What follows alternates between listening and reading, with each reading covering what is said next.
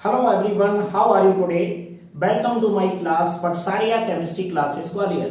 Today we are going to discuss on lecture number 5 in coordination entity and counter ion. This video is very important for those students who are preparing for G Mains with 12th.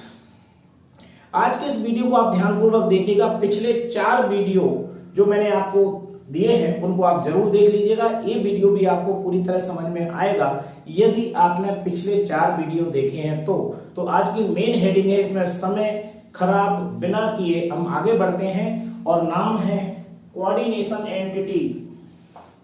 देखिए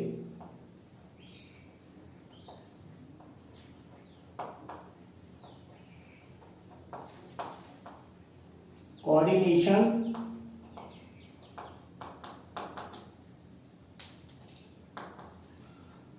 entity, और एक चीज और इसमें आपको बताने वाला हूं, उसका नाम है counter ion.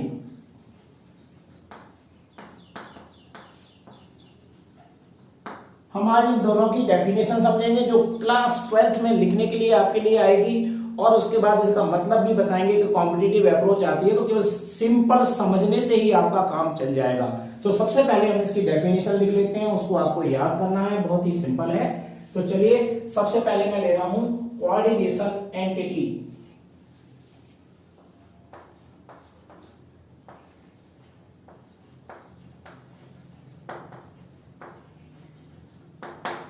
Coordination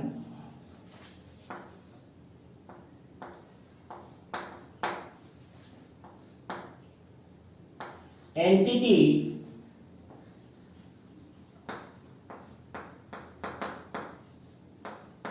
constitutes a central metal atom or ion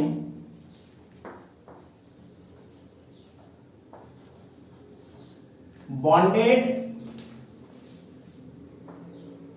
to a fixed number of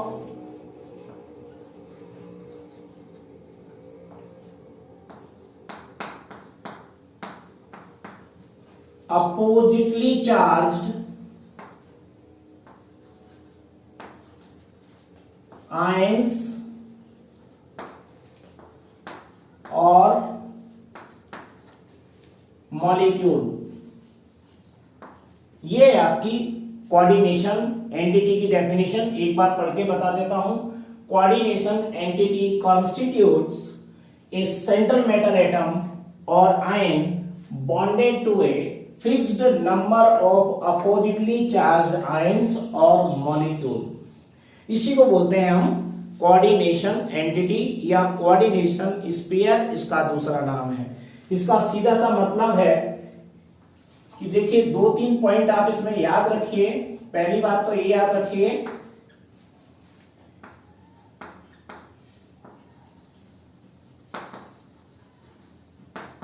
ये जो कोऑर्डिनेशन एंटिटी होती है वो नॉन आयोनाइजेबल होता है। दूसरा पॉइंट इसमें याद रखिए कि इसे लार्ज ब्रैकेट में रिप्रेजेंट किया जाता है। और तीसरा पॉइंट इसका मेन है वो है कोऑर्डिनेशन एंटिटी के अंदर जो सेंट्रल मेटल एटम है और जो आयंस हैं इनके बीच में कोऑर्डिनेशन बॉन्ड पाया जाता है। कोऑर्डिनेशन या कोऑर्डिनेट बॉन्ड बोले तो सीधा कोऑर्डिनेट बॉन्ड। ये 3 पॉइंट आपको विशेष याद रखना है कोऑर्डिनेशन एंटिटी के लिए। क्या क्या? नॉन आयोनाइजेबल होता है, लार्ज ब्रैकेट में लिखा जाता है, और उनके अंदर जो भी स्पीशीज है उनमें कोऑर्डिनेट बॉन्ड पाया जाता है। एग्जांपल के द्वारा अभी आपको इसको देखने को मिलेगा। अब दूसरी डेफिनेशन क्या है? ये किसकी डेफिनेशन हो गई? Coordination entity. अब होता है काउंटर आयन। काउंटर आयन क्या है इसको भी देख लीजिए।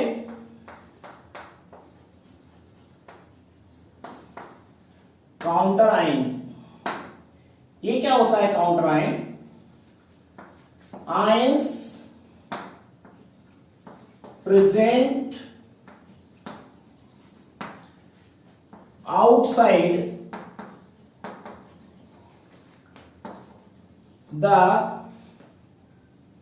ions present outside the coordination entity को आप स्फीयर भी लिख सकते हैं, sphere are called counter ion. तो ये डेफिनेशन पहली किसकी हो गई? कोऑर्डिनेशन एंटिटी, और दूसरी हो गई काउंटर आयन। अब इसका एग्जांपल से देख लीजिए कि क्या होता है कोऑर्डिनेशन स्फीयर, कैसा दिखाई देता है और किस टाइप से इसमें काउंटर आयन अटैच होते हैं। तो देखिए इस एग्जांपल में सबसे पहले मैं यहां ले रहा हूं कोऑर्डिनेशन कंपाउंड लेंगे,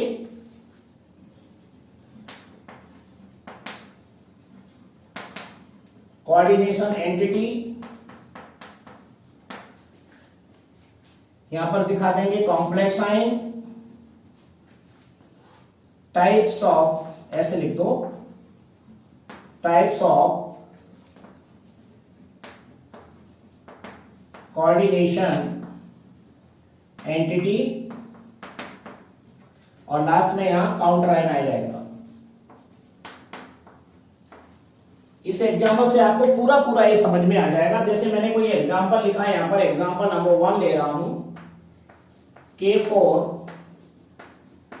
FeCN का होल 6, ये आपका कोऑर्डिनेशन कंपाउंड है। तो इसमें ये वाला जो पार्ट होता है ये कोऑर्डिनेशन एंटिटी कहलाता है, और इस सेकेंड नंबर पे जुड़ा हुआ है इसलिए ये नेगेटिवली चार्ज है। तो कोऑर्डिनेशन एंटिटी क्या हुआ? ए वाला। तो इसको क्या लिखेंगे? ब्रैकेट लगाएंगे, FeCN का होल 6 ब्रैकेट क्लोज। ये यहां पर काउंटर आयन में कितने 4 के पॉजिटिव है, तो यहां पर 4 नेगेटिव आ जाएगा। ये कहलाता है कोऑर्डिनेशन एंटिटी। तो ये क्या हुआ? कोऑर्डिनेशन एंटिटी, लेकिन यहां पर नेगेटिव चार्ज आया तो किस टाइप का हुआ? इसे लिखेंगे हम नेगेटिवली चार्ज्ड। ये नेगेटिवली चार्ज्ड है। तो यहां पर आपको जो याद रखना है, बार बार यहां पर जो मेन चीज है, जो डेफिनेशन तो आपको 12th क्लास में लिखने के लिए आएगी, वरना इसका जो मतलब है वो मेन ये है कि आपके किसी कॉम्प्लेक्स कंपाउंड में या कोऑर्डिनेशन कंपाउंड में अगर ये लार्ज ब्रैकेट काउंटर आयन के बाद में है तो वो नेगेटिवली चार्ज होगा।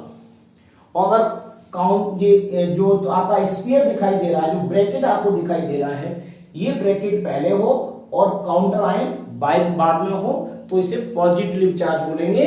देखिए कैसे, अभी आपको काउंटर आयन और बताया। तो यहां पर ये काउंटर आयन है, कितने काउंटर आयन है?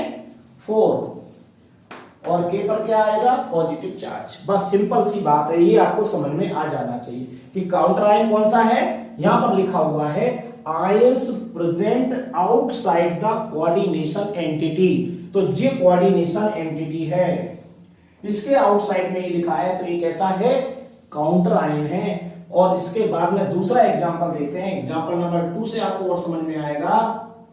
देखिए लार्ज ब्रैकेट Cr NH3 का होल 6 ब्रैकेट क्लोज Cl3, ऐसा भी आपका कोऑर्डिनेशन कंपाउंड हो सकता है। तो देखिए यहां पर एक ब्रैकेट को बस आपको देखना है।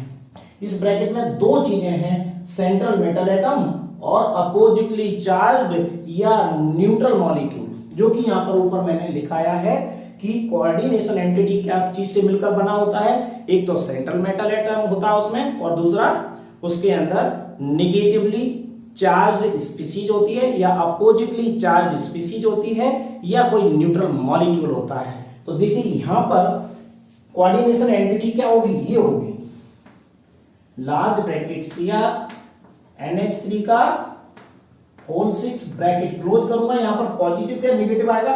देखिए ये काउंटर आयन के पहले है तो ये पॉजिटिवली चार्ज स्पीशीज है। कितना पॉजिटिव आएगा? जितना Cl पर चार्ज होगा। Cl -1 है तो यहां पर 3Cl है तो यहां पर आप लिखेंगे 3 निगेटिव। तो इसको हम बोलेंगे पॉजिटिवली चार्ज्ड। ये पॉजिटिवली चार्ज एंटिटी है और काउंटर आयन इसमें Cl है जो कि एंटिटी के बाहर है तो ये निगेटिव होगा। तो यहां पर आ जाएगा ये 3Cl निगेटिव। ये इसके काउंटर आयन हो गए। तो काउंटर आयन आपको समझ में आ जाना चाहिए, टाइप्स ऑफ कोऑर्डिनेशन एंटिटी समझ में आ जाना चाहिए, और कोऑर्डिनेशन एंटिटी कैसे निकालते हैं कि ये पॉजिटिवली है या निगेटिवली है ये भी आपको समझ में आ गया। ये न्यूट्रल भी हो सकते हैं। तो एक एग्जांपल आप न्यूट्रल का भी समझ लीजिए। जैसे मान लीजिए ऐसा लिखा हो NiCO कार्बोनिल का होल 4। तो देखिए इसमें आपका कोई भी काउंटर आयन नहीं है, ना इधर ना इधर। तो काउंटर आयन नहीं है तो ऐसी स्पीशीज को हम बोलेंगे न्यूट्रल स्पीशीज। तो इसमें कोऑर्डिनेशन एंटिटी क्या होगी? न्यूट्रल होगी। इसको जैसा का जैसा लिख देंगे NiCO का होल 4। इस पर कोई चार्ज नहीं है तो टाइप्स ऑफ कोऑर्डिनेशन एंटिटी क्या होगी? न्यूट्रल होगी। बात समझ में आ गई? न्यूट्रल होगा। और यहां पर कोई भी काउंटर आयन नहीं है तो डैश लगा देते हैं। तो पॉजिटिवली चार्ज, नेगेटिवली चार्ज और न्यूट्रल एंटिटीज होते हैं और इन्हें हम इस तरीके से पहचान सकते हैं। तो सबसे पहले अगर कोई छोटी मोटी डेफिनेशन आती है तो पहले तो इस टॉपिक की डेफिनेशन जरूर याद करिए। आपको पहली डेफिनेशन कोऑर्डिनेशन स्फीयर या कोऑर्डिनेशन एंटिटी की, दूसरी काउंटर आयन की, और उसके बाद ये एग्जांपल आपको तैयार करना है। इसके बाद आप रोज डेली वीडियो को देखते रहिए क्रम से। पिछले वाले वीडियो को जरूर रिपीट कीजिए और मुझे कमेंट बॉक्स में बताते रहिए कि आपको ये वीडियो कैसा लग रहा है या आपको क्या परेशानी आ रही है। Thank you very much. Next video will be continue.